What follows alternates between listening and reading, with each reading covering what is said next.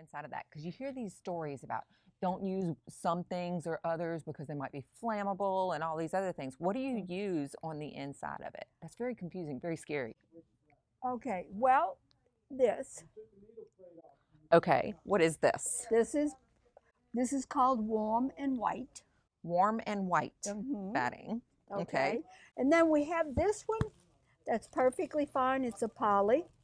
Okay, and it gives you a little cushion. Lots of Okay. people sometimes when they're going to use them for a child's room or something, they like for it to be puffy, Oh, okay. and this will make it a little puffy. Not so flat. Right. All right. Okay. So, And then there's also cotton wool batting. right, Okay. And that is excellent batting. a cotton wool batting. Yeah. People Okay. say, well, cotton's gonna shrink. It's gonna this. It's gonna be too hot, but it's not. It's a beautiful backing. Okay. Batting in the middle. Okay, it really is. We're getting ready to get some.